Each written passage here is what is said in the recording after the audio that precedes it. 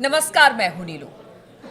तो परमाणु समझौते को लेकर दूसरे दौर की बातचीत बहुत जल्द यानी कि शनिवार को होनी है, लेकिन उससे ठीक पहले ट्रंप ने अब जो बात कही है उसके बाद कहा जा रहा है कि जो खामनेई है उनके कान भी खड़े हो गए हैं और खामनेई जो लगातार कह रहे थे कि इस समझौते से कोई फायदा नहीं होने वाला है, इसका कोई हल नहीं निकलने वाला है, अब उसे लेकर ट्रंप की इस बात से जोड़ा जा रहा है। ये बात क्या है जिसको ट्रंप ने कहा है? बातचीत करने के लिए मयंक मेरे साथ जुड़ गए।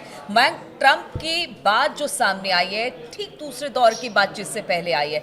ये हम लगातार कह रहे हैं कि जो खामनेई है वो कह रहे हैं कि देखिए इस बातचीत से कुछ नहीं होने वाला है, इसलिए युद्ध की तैयारी एक तरफ चल रही है, लेकिन दूसरी तरफ ट्रंप ने जो अब कहा है, ट्रंप की उस बात को हम किस तरह से लें? देखिए, खामेनेई और आईआरजीसी हमने अपने पिछले वीडियो में भी दर्शकों को बताया था कि ईरान का कहना शुरू से ये है, या मानना है ईरान के एक्सपर्ट्स का और ख़ास तौर पर खामेनेई का, वो शुरू से ये कह रहे हैं कि अमेरिका के साथ किसी भी तरह की बातचीत का कोई हल नहीं निकलेगा और अमेरिका एक बार फिर धोखा दे सकता है। अमेरिका पर बिल्कुल भी विश्वास नहीं करना चाहिए, ये खामेनेई शुरू से कह रहे हैं। और अब देखिए, एक बहुत बड़ा डेवलपमेंट हुआ है जो हम अपने दर्शकों को बताना चाह रहे हैं। दूसरे दौर की बातचीत के पहले अमेरिका के जो एनवॉय हैं स्टीव विटकॉफ, जो कि इस डील में, इस समझौते में लगातार ईरान के साथ बात कर रहे हैं, स्टीव विटकॉफ ने 12 घंटे के अंदर अपने आप में एक बहुत बड़ा अपने स्टैंड में यू टर्न ले लिया है। देखिए, इसको थोड़ा समझने की ज़रूरत है बारीकी से कि क्यों खामेनेई बार बार ये कह रहे हैं कि अमेरिका के साथ बातचीत का कोई हल नहीं निकलेगा और जंग के लिए तैयार रहो। ये बात क्यों सही साबित हो रही है? देखिए, एक अमेरिकी न्यूज़ चैनल को इंटरव्यू देने के दौरान स्टीव विटकॉफ ने एक बयान दिया और उस बयान में उन्होंने इस तरह के संकेत दिए थे कि ईरान के साथ बातचीत के दौरान ईरान को एक सिविल न्यूक्लियर एनर्जी की जो जरूरत है उसकी इजाजत पे हम चर्चा कर सकते हैं। ठीक है। यानी उसका सरल शब्दों में ये कहा जाए तो स्टीव विटकॉफ का बयान इस तरफ इशारा कर रहा था कि ईरान अपना एक सिविल प्रोग्राम चलाने के लिए, न्यूक्लियर प्रोग्राम चलाने के लिए न्यूक्लियर एक बहुत लो लेवल पर न्यूक्लियर एनर्जी अपने पास रख सकता है और जिसका समझौता इस चीज को लेके हो सकता है। इस तरह का बयान आया स्टीव विटकॉफ का। अब देखिए, ये जो बयान आया इसके फौरन बाद ट्रंप की तरफ से एक बयान आता है और ट्रंप ने एकदम साफ ये कह दिया कि ईरान को किसी भी तरह से किसी भी तरह का परमाणु कार्यक्रम जो है रखने का अधिकार ही नहीं है और उसे पूरी तरह से इस परमाणु कार्यक्रम को पूरी तरह से रोक लगानी पड़ेगी। अब ये विटकॉफ जो कह रहे थे उससे ट्रंप का स्टैंड बिल्कुल अलग था। अच्छा, मुख्य वार्ताकार की बात को उन्होंने एक प्रकार से उसको अलग करते हुए, जैसी चर्चा है इंटरनेशनल मीडिया में कि उन्होंने जो है, देखिए ट्रंप एग्जैक्टली क्या कह रहे हैं, he would not shy away from military actions on a middle eastern countries atomic facilities. Trump का कहना ऐसा है, अगर ईरान ने पूरी तरह से परमाणु कार्यक्रम पर रोक नहीं लगाई तो हम मिलिट्री एक्शन भी कर सकते हैं। अब विटकॉफ देखिए एक तरफ ये बात कर रहे थे एक न्यूज चैनल पे कि हम ईरान के साथ सिविल न्यूक्लियर एनर्जी के इस्तेमाल के लिए हम उस मुद्दे पे बात करने के लिए तैयार हैं। देखिए, उन्होंने जो एग्जैक्ट कहा था वो समझने की जरूरत है। The conversation with the Iranians would concern uranium enrichment at 3.67% for civil nuclear purposes। देखिए, ये क्या होता है कि ये कितने परसेंट आप न्यूक्लियर एनरिचमेंट करेंगे, इसके हिसाब से तय होता है कि ये भाई आप अपने सिविल बिजली बनाने के लिए या दूसरे इस्तेमाल के लिए रख रहे हैं या आप इससे हथियार बना रहे हैं। तो यहाँ पे जो ये 3.67% की बात विटकॉफ कर रहे थे, तो वो ये शायद ये इशारा कर रहे थे कि शायद हम ईरान को जो है एक प्रकार से एक लो लेवल पे न्यूक्लियर प्रोग्राम इस सीमा तक चलाने की इजाजत पे बात हो सकती है कि आप उसका सिविल इस्तेमाल कीजिए।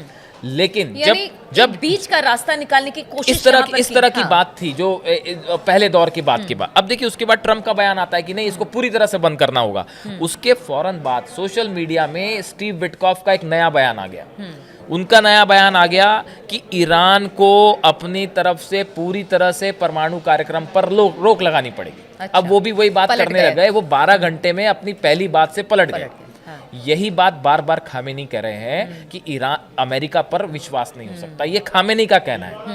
वो शुरू से ये जो सुप्रीम लीडर हैं वो शुरू से ये आशंका जता रहे हैं कि कहीं ऐसा ना हो कि एक बार फिर अमेरिका अपनी बात से पलट जाए पिछली न्यूक्लियर डील की तरह। अब देखिए विटकॉफ ने जो एग्जैक्ट शब्द कहे हैं वो समझने की जरूरत है। A deal with Iran will only be completed if it is a Trump deal. अच्छा, अगर ट्रम्प डील यानी ट्रम्प की शर्तों पे आप डील करेंगे तो ही डील हो सकती है। फिर वो कह रहे हैं any final arrangement must set in place a framework of peace, stability and prosperity in middle east, meaning that Iran must stop and eliminate it's nuclear enrichment and weaponisation तो प्रोग्राम। ऐसे में माइक एक सवाल यहाँ पे है, तो ऐसे में तो बात यहीं खत्म हो जाती है जब आपने पूरी तरह से अपनी बात रखी। बिल्कुल, तो बात आगे कैसे इसीलिए इंटरनेट जो आप कह रहे हो, इसीलिए इंटरनेशनल मीडिया में ये चर्चा है कि खामेनेई जो है पहले से भाप गए थे कि अमेरिका क्या करने वाला है। अब देखिए इसके दो मतलब निकलते हैं। स्टीव विटकॉफ ने अपने 2 बयान 12 घंटे के अंदर कैसे अपने बयान बदल दिया।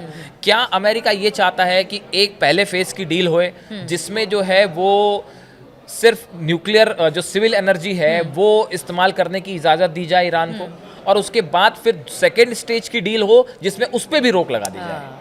क्या ये 2 स्तर का अमेरिका चाहता था कि क्या ये 2 स्तर पे डील हो कि पहले जो है एनरिचमेंट जो यूरेनियम है वो बनाने पे रोक लगे और सिर्फ न्यूक्लियर जो सिविल सप्लाई के लिए जितना जरूरत है उतनी की इजाजत दी जाए और उसके बाद सेकंड स्टेज में उस पर भी रोक लग जाए?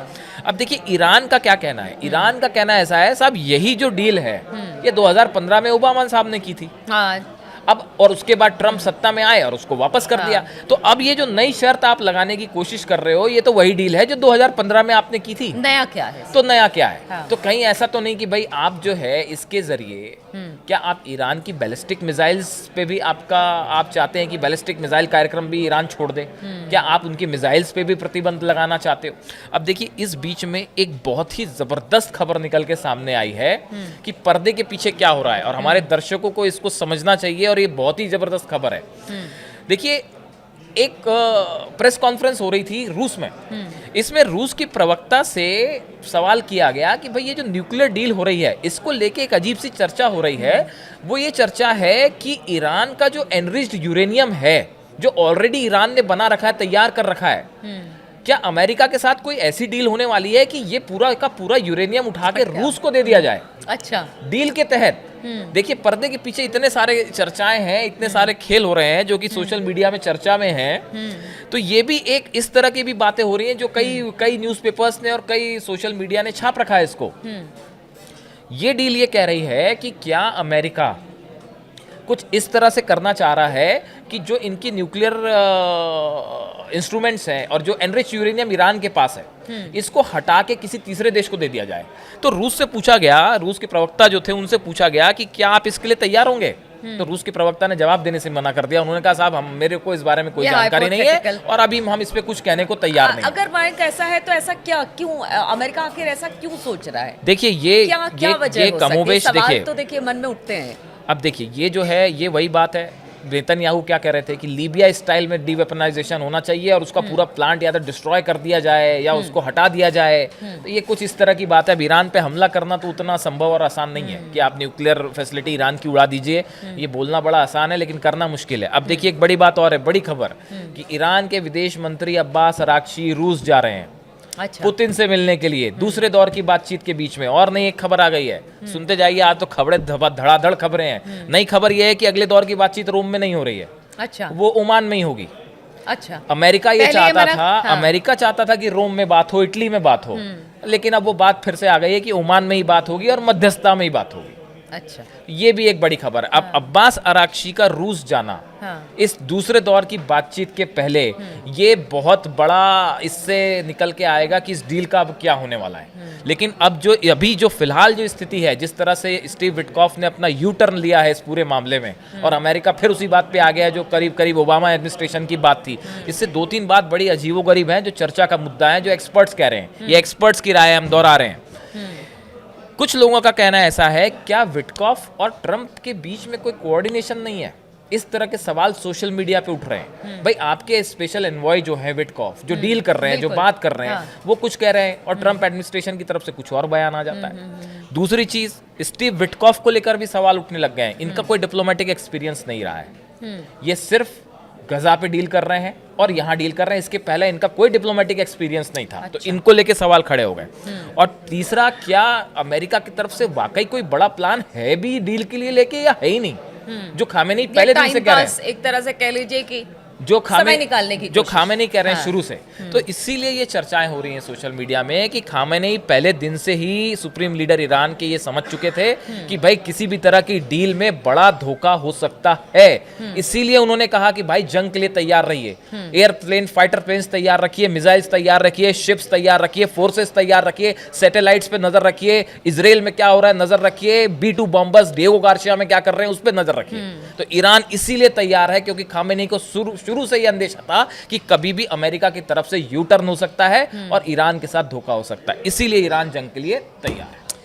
देखिए, ईरान जंग के लिए तैयार है और इसके जिस तरह से हमने बातें की, हमने चर्चा की, उसमें साफ तौर से दिखाई दे रहा है कि ट्रंप क्या चाहते हैं। और ट्रंप ने कह दिया है कि देखिए, ऐसा है कि जो भी परमाणु कार्यक्रम ईरान की तरफ से चल रहा है उसे जब तक पूरी तरह से खत्म नहीं किया जाएगा तब तक हम किसी तरह का कोई समझौता नहीं करेंगे। यानी एक तरह से कह लीजिए कि वार्ता पर विराम लगा दिए। वार्ता सिर्फ देखने के लिए है या फिर बैठकर टाइम पास करने के लिए, बड़ा सवाल यही इंटरनेशनल मीडिया में है और इस खबर पर लगातार हमारी नजर बनी रहेगी। आप बने रहिए हमारे साथ।